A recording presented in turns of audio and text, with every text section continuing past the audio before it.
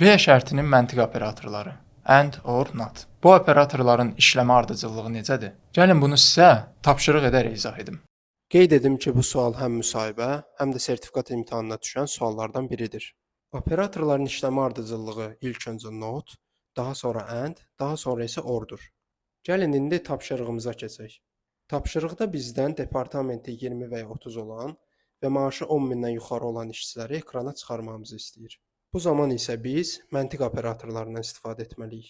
Sorğumuzu yazıb run etdiyimiz zaman nəticəmiz qayıdır. Ancaq bizim istədiyimiz şəkildə qayıtmır. Çünki biz departamenti 20 və ya 30 olan və maaşı 10 mindən yuxarı olan işçilərin ekrana çıxmağını istəyirik. Ancaq gördüyünüz kimi maaşı 6000 olan işçi də ekrana çıxdı. Sorğumuzun yanlış göstərilməsinin səbəbi odur ki, birinci and operatoru, yəni departamenti 30 olan və maaşı 10 mindən yuxarı olan işçilər yoxlanılır. Daha sonra isə or operatoru, yəni departamenti 20 olan işçilərlə birləşdirilir.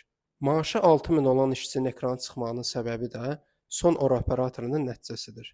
Əgər birinci or operatoru, yəni departamenti 20 və ya 30 olan işçilərin yoxlanılmağını istəyiriksə, mötərizələrdən istifadə edəcəyik.